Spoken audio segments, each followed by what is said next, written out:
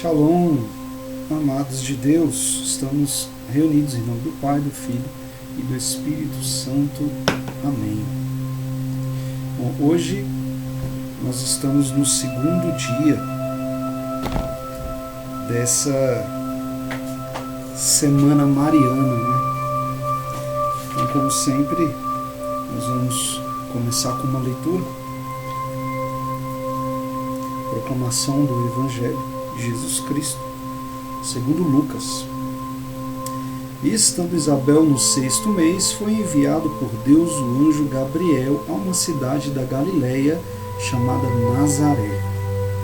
E uma virgem desposada com um homem que se chamava José, da casa de Davi. E o nome da virgem era Maria. Entrando, pois, o anjo onde ela se achava, disse-lhe: Deus te salve, cheia de graça. O Senhor é contigo, bendita és tu entre as mulheres.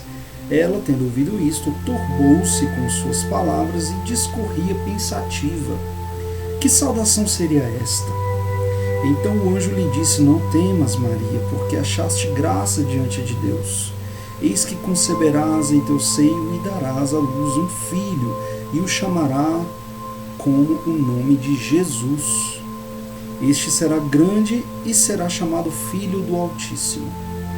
E o Senhor Deus lhe dará o trono de seu pai, Davi, e reinará eternamente na casa de Jacó, e o seu reino não terá fim. Disse, porém, Maria ao anjo: Como se fará isso, pois não conheço varão? E respondendo o anjo, disse: O Espírito Santo descerá sobre ti, a virtude do Altíssimo te cobrirá de sua sombra. E por isso mesmo o santo que há de nascer de ti será chamado Filho de Deus. E eis que até mesmo Isabel, tua parenta, concebeu um filho na sua velhice. E este é o 6º mês daquela que é chamada estéril, porque a Deus nada é impossível. E então disse Maria: Eis a escrava do Senhor, faça-se em mim segundo a tua palavra. E o anjo retirou-se. Palavra da salvação. Glória a vós, Senhor. Bom, hoje, queridos, nós vamos meditar na relação de Nossa Senhora com a Santíssima Trindade.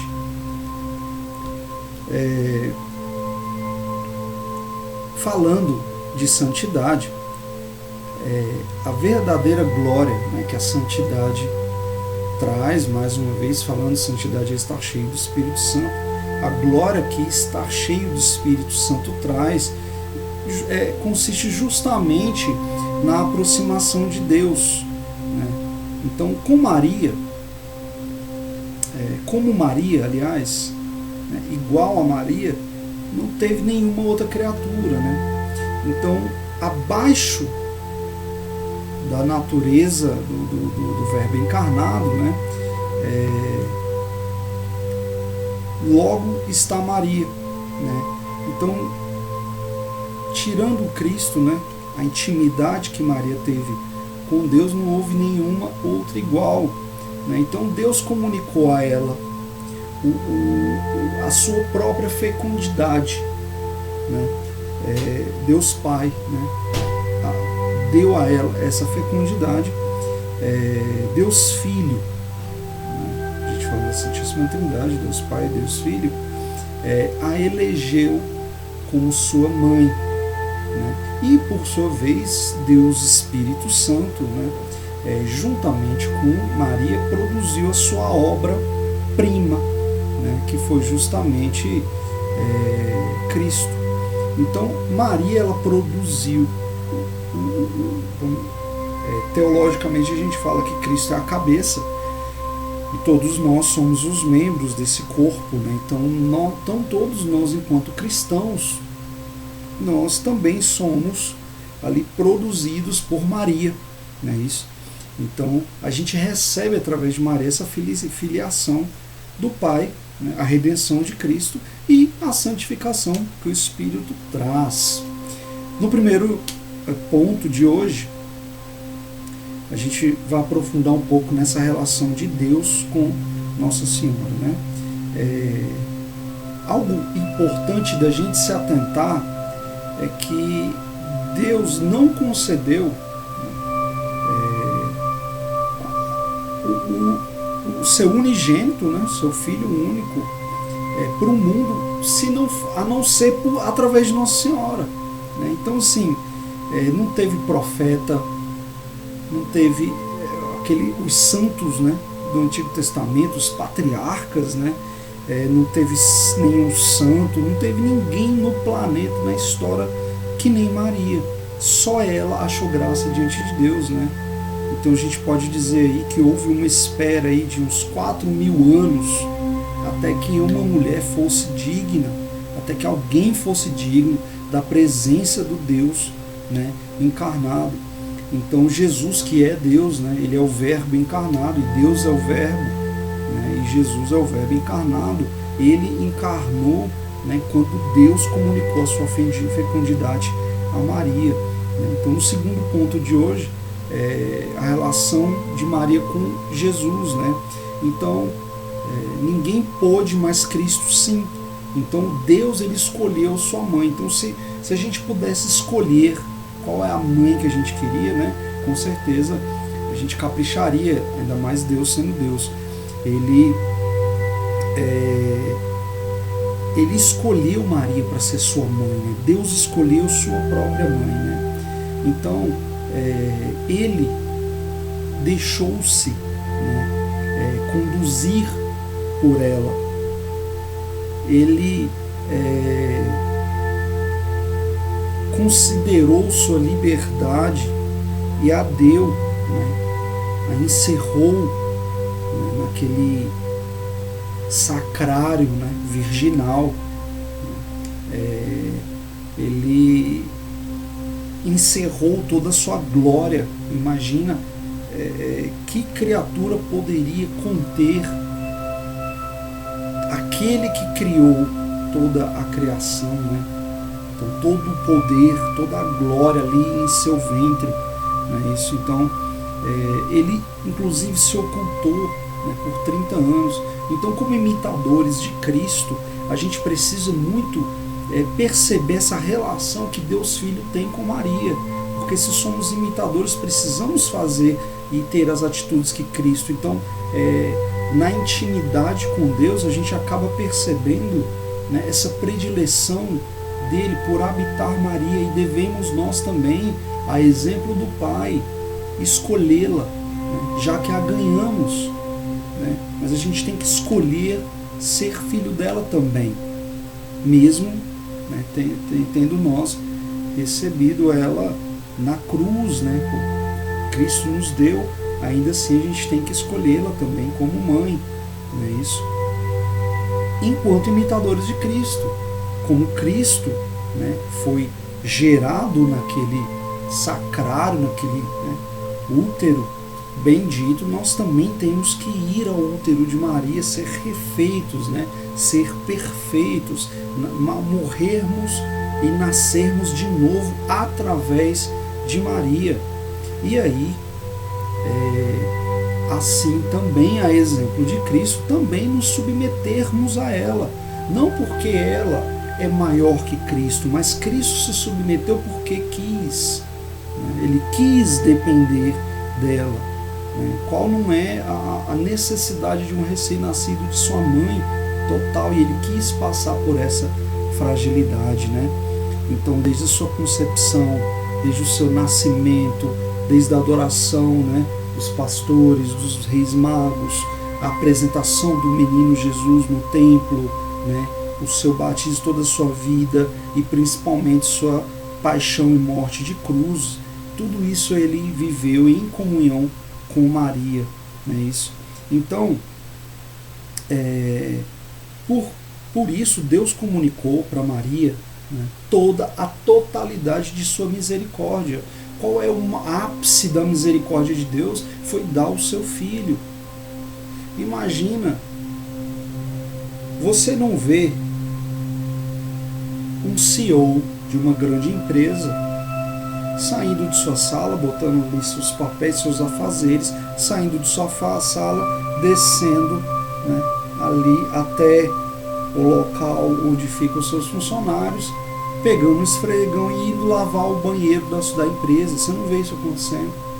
Mas a gente vê, olha como vai na contramão da nossa concepção. A gente vê o Criador, né, do universo, né, o Todo-Poderoso, aquele que é o Alfa e o Ômega. A gente vê ele, né, o começo e o fim. Né? A gente vê ele encarnando, se fazendo homem e se transformando ali no centro de tudo, né? Se Deus é o começo, né? Se Deus é o começo e o fim, Cristo é o axis mundi, né? É onde se firma, né, todas as coisas. E mais ainda, já é um ato de humildade enorme ele se fazer homem como nós. E ainda você ainda vê esse mesmo Deus, agora feito homem, se transformar em um pão para poder para estar com você. Qual não era? A gente vai falar mais disso na semana de Cristo, né? Mas olha o amor desse Deus que queria tanto ficar com os seus quando partisse, que através da Eucaristia ele conseguiu se manter ao nosso lado ali, dentro de nós, né? E no terceiro ponto de hoje a gente vê a relação de Maria e Deus Espírito Santo, né? Então, junto com ela, o Espírito Santo produziu a maior obra-prima de toda a criação, né? Que é Deus feito homem, a obra mais sublime, né? A maior perfeição feita, né? Então, até o fim do mundo, Nossa Senhora, juntamente com o Espírito Santo, vai continuar produzindo. Só que agora ela está produzindo os eleitos, os predestinados, né?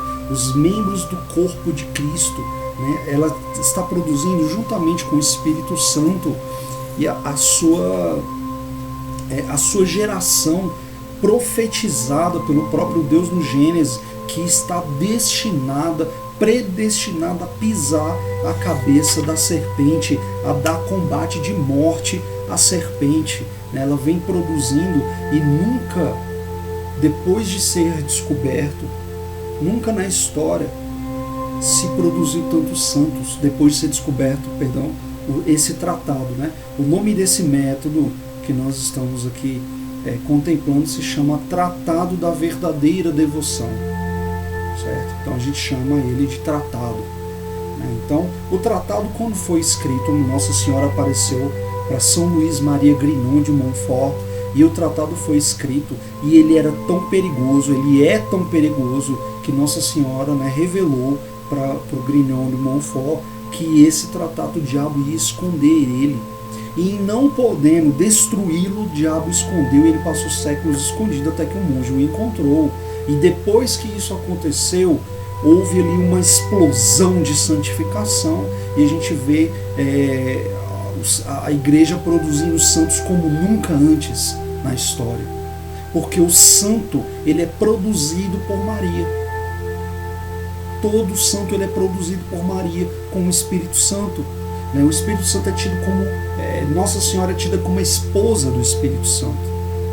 É ela em comunhão, em conjunto com o Espírito Santo, que está produzindo maravilhas na sua alma, que está substituindo o teu espírito pelo espírito dela, substituindo a tua fé pela fé que ela tinha enquanto viva. Agora ela não tem mais, porque agora ela sabe, ela está na presença de Deus, ela não precisa crer mais, né? Ela sabe.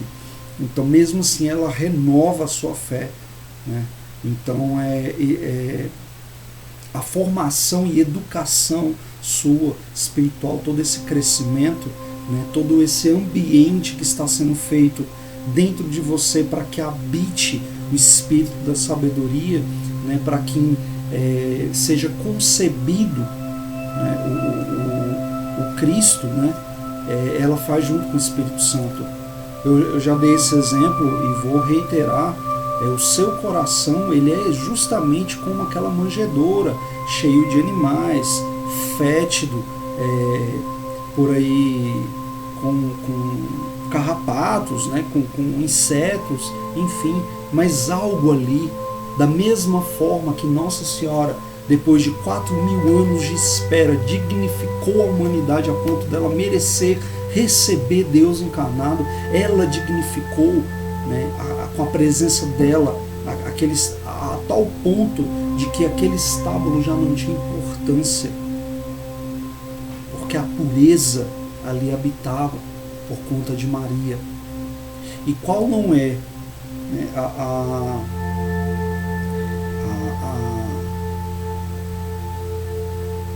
o prazer, vamos dizer assim, do Espírito Santo quando ele encontra uma alma com o cheiro de sua esposa, uma alma mariana, uma alma que exala o perfume de rosas de Nossa Senhora, né? Ali ele comunica seus dons e seus carismas, suas ciências em abundância, na medida em que há abertura.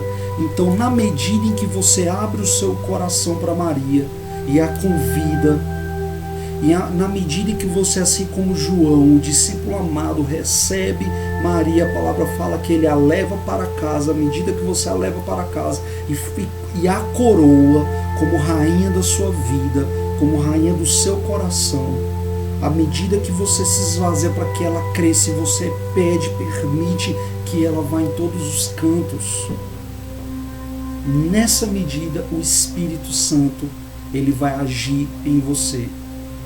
A medida da ação do Espírito Santo é você quem determina. Porque tem gente que em certos lugares não permite que o Senhor vá. Olha, eu me converti, mas até certo ponto aqui eu não quero. Eu tenho um apego, de repente o meu apego é material, de repente eu tenho um apego por certo pecado, uma sexualidade exacerbada, uma necessidade de aceitação, enfim, seja lá qual for, tem alguns pontos ali, né, a tua dureza de coração, né, o teu trato ríspido, enfim, tem algum ponto em você que ali, de repente, você tem um sonho e você tem um pouco de medo de que Deus peça esse sonho de você, enfim, pode ser qualquer coisa. Nós temos muitos medos mascarados de Deus. Tem gente que tem medo de ser chamado ao sacerdócio, ser chamado ao serviço, ser chamado à castidade.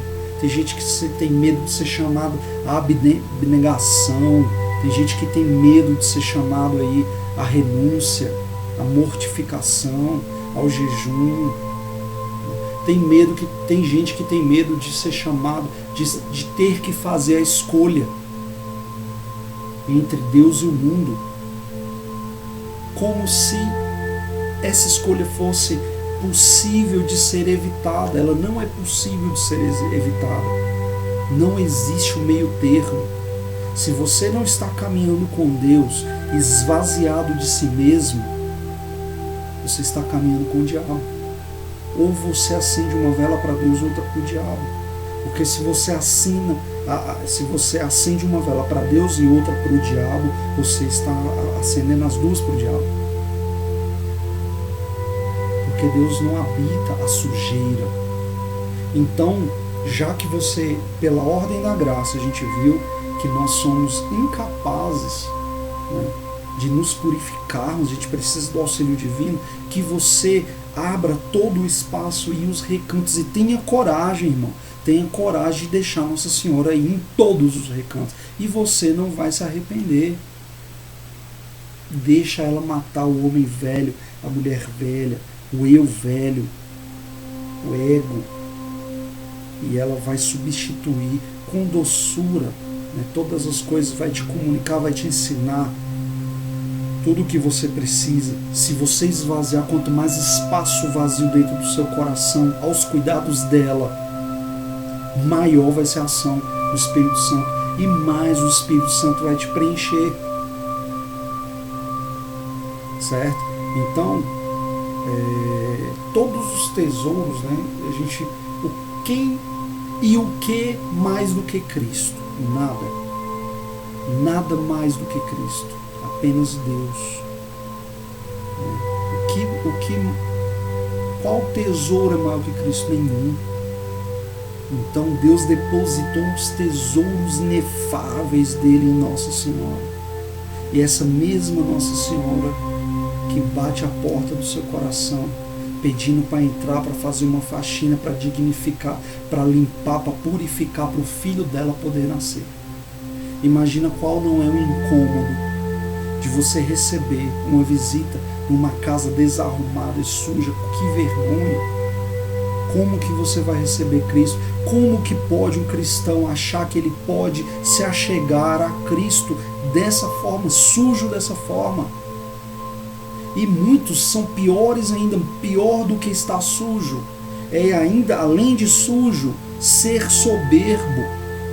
Porque tem muito cristão que acha que não precisa do intermédio de Maria. Tem muito cristão que é soberbo, orgulhoso. Esses são os piores, porque além da sujeira, como que ele vai receber Nossa Senhora com o coração sujo e ainda se achando que é digno de estar ali na presença do Cristo? Como que você acha que você agrada o Filho desagradando a mãe? E em Jesus sendo Deus, você acha que você ofendendo a mãe dele, ele vai ficar feliz? Não, meu irmão, não vai. Nossa Senhora, ela é a primogênita do Pai Eterno.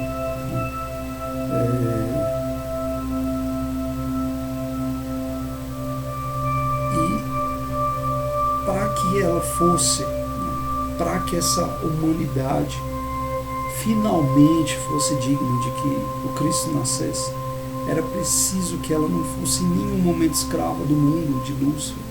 Então todas as coisas que você almeja, ela tem e ela quer te dar. Então, como que o Filho, como que Deus Pai, Deus Filho poderia criar, escolher uma mãe, se ela não fosse absolutamente limpa de qualquer mancha que fosse? Então, ela não foi só mãe de Deus, ela foi digna de ser mãe de Deus. Isso é muito importante. Então, o Espírito Santo encontrou nela morada, de tal forma que o anjo mesmo declarou que ela era cheia da graça de Deus. Então, o Espírito Santo veio, corporalmente, a Maria, e a enriqueceu de toda sorte de graça, e repousou nela. Então ele veio formar o corpo místico de Cristo, como eu disse, e também a você. Então nela há uma santidade sem par, não houve nenhum outro como ela, nem a das devoções, por mais importantes que sejam, santificadas que sejam. Se você juntar todas as devoções, todas as orações proferidas pelos santos e pelos anjos, toda a graça que há nos anjos, em toda a corte celeste, você não vai chegar aos pés de Maria. Uma coisa importante que eu quero ressaltar, para a gente encerrar, eu quero ressaltar nesse evangelho de hoje,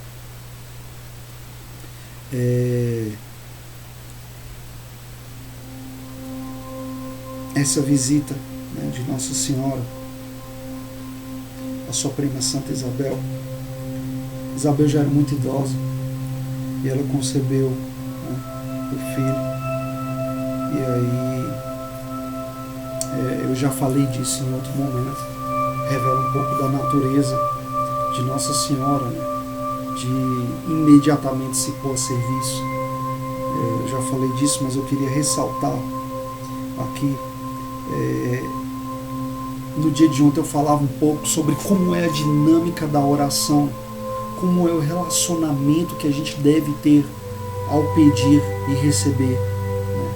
E Nossa Senhora, como sendo o molde de Cristo, ela é um exemplo maravilhoso desse relacionamento, até porque ninguém teve um relacionamento mais estreito, mais íntimo, mais perfeito, de cumplicidade, de maior amor do que Nossa Senhora com o filho dela.